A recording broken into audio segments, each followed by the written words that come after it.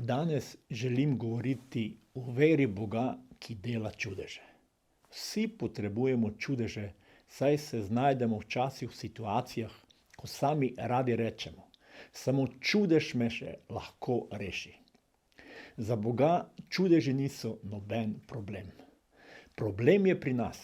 Vemo, da se čudeži ne dogajajo vsak dan in nam je težko verovati v njih.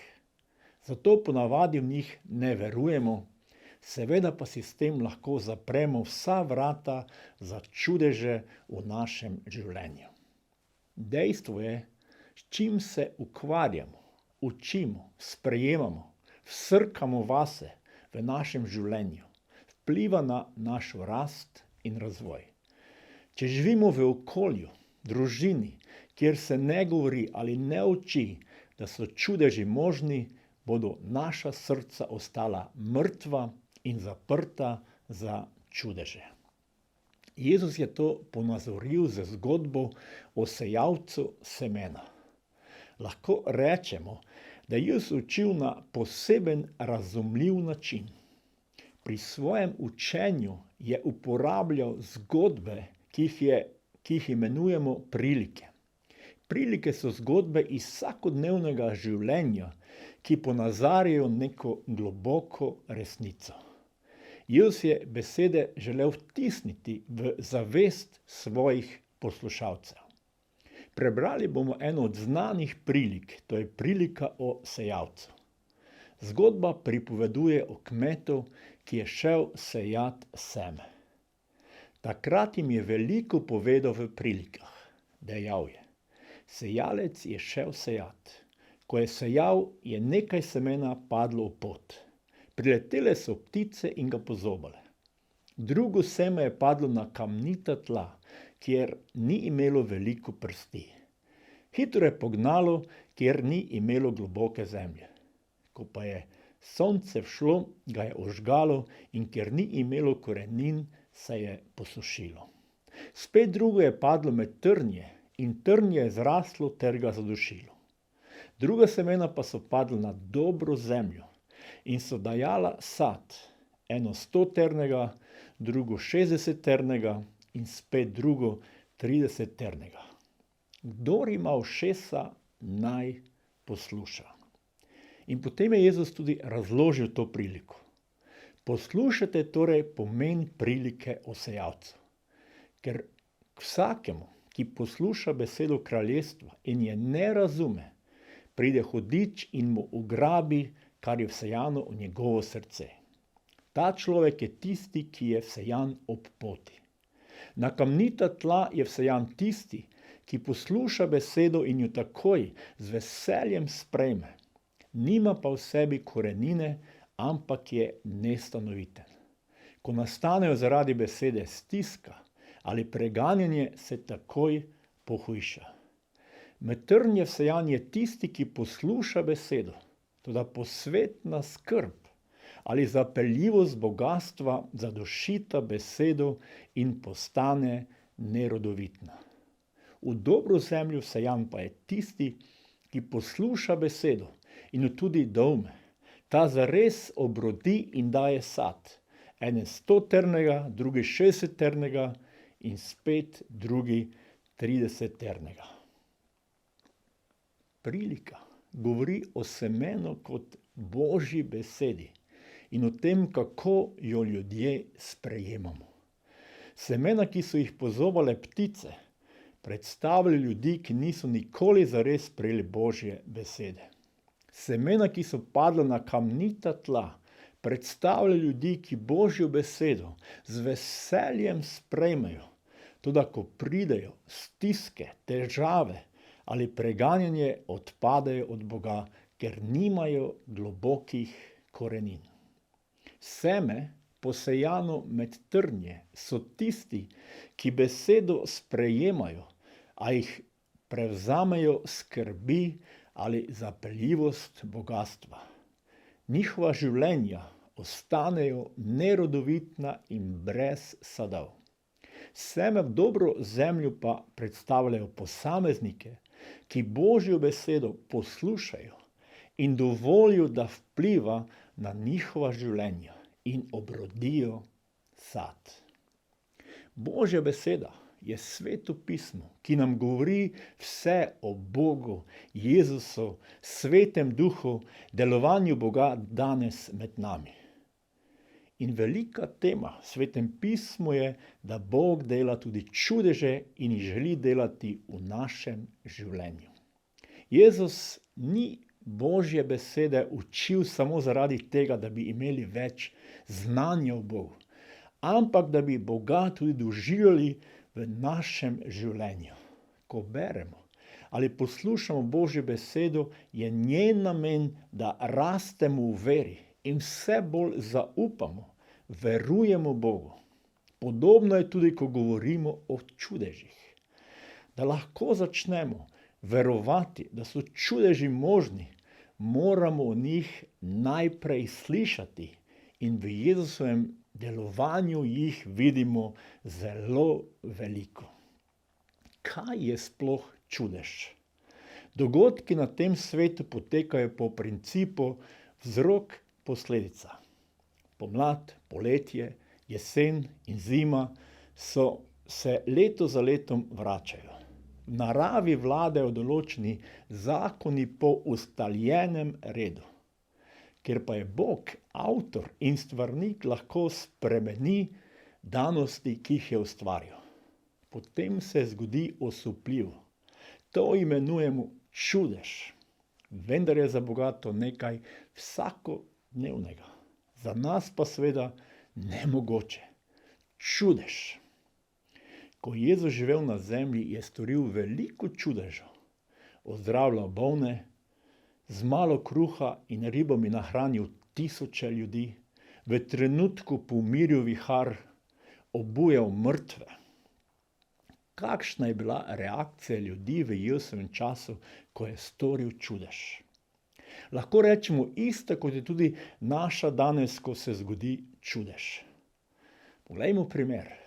Tedaj je vstal, zapretil vetrom in jezero in nastala je globoka tišina.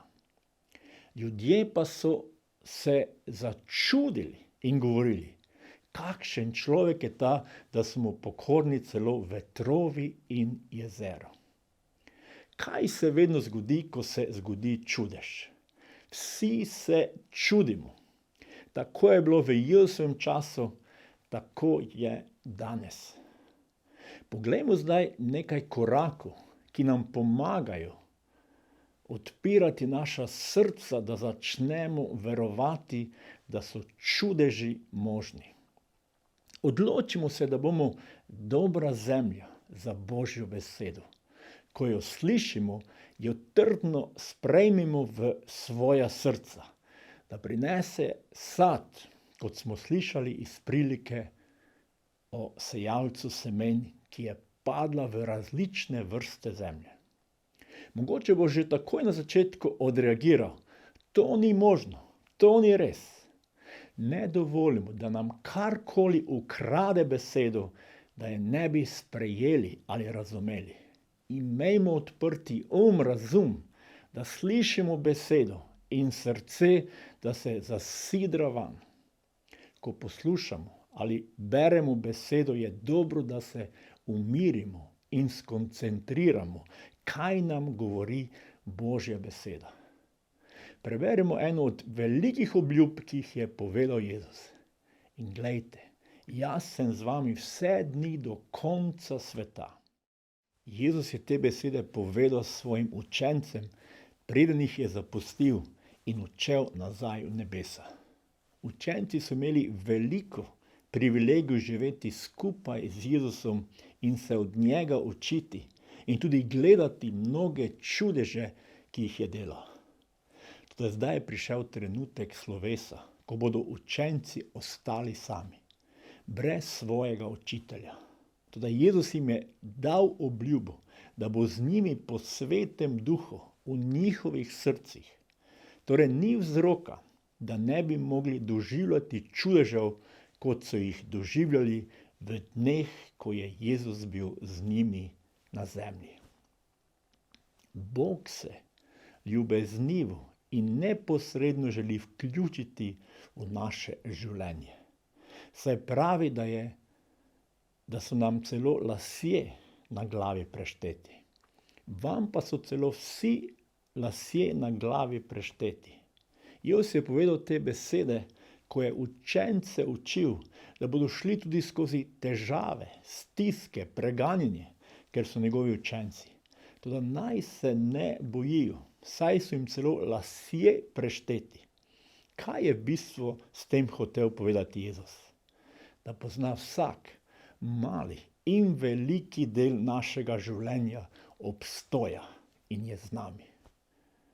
Kakšen čudež mogoče potrebuješ prav danes? Mogoče je v tvojem srcu polno strahu, dvomov in se ne moreš umiriti. Mogoče je to, ker ne veruješ v Boga, Jezusa. Najbolj globoki dvomi, strahovi, nemir prihajajo prav zaradi tega, ker nismo spravljeni z Bogom po Jezusu Kristusu. Božja beseda pravi, kaj bomo torej rekli vsemu temu? Če je Bog za nas, kdo je zoper nas? On ni prizanesel lastnemu sinu, temveč ga je dal za nas vse. Kako nam torej ne bi z njim tudi vsega podaril? Kdo bo obtoževal Božje izvoljence? Bog opravičuje. Kdo bo obsojal? Kristus Jezus, ki je umrl, še več, ki je bil obojen od mrtvih in sedi na Božji desnici, ter posreduje za nas. Jezus nas je spravil z Bogom po Jezusu Kristusu. Po njem smo opravičeni in pomirjeni z Bogom. Kdo nas lahko obtožuje, obsoja? Nihče, ko smo sprejeli Jezusa za svojega odrešenika. Predajmo vsak nemir, dvom in povejmo Jezusu, bodi moj osebni odrešenik, odpusti mi vsak greh in mi daj tvoj mir. To je en od prvih in najpomembnejših čudežev, ki jih Bog želi storiti v našem življenju. Popolnoma zaupajmo svoje življenje, odrešitev Jezusu.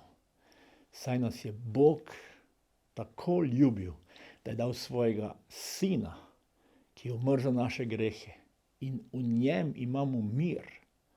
To je čudež po svetem duhu v naših srcih. Ne obupajmo, če se to ne zgodi v trenutku. Molimo in verujmo naprej. Mogoče ste pred kakšno težko, nerešljivo situacijo in ne veste, kako naprej. Povejte v molitvi Jezusu, ti me poznaš, poznaš vsak moj las, zato ti tudi to težko situacijo v molitvi prinašam in predajam tebi. Pomagaj mi, da pridem iz nje. Mogoče ste bolani. Spomnite se ali preberite v evangelijih, koliko čudežev je storil Jezus. Duhovno se hranimo z Božjo besedo, obljubami, naj dobro seme Božja beseda klije v naših srcih. Če svoje srce polnimo samo z nejevoljo, negativnimi skrbmi, dvomi, potem komaj slišimo Božje obljube, ki so polne upanja. Prosimo ga, da stori čudež v našem življenju, v našem telesu, če je potrebno. Pazimo na to, da bomo pripravljeni verovati in poslušati Božjo besedo, obljube, tudi tedaj, ko gremo skozi težave, stiske in moramo potrpežljivo čakati na čudež. Razvijajmo se v dobro zemljo, ki prinaša dober sad, kjer Bog lahko deluje in dela čudeže. Amen.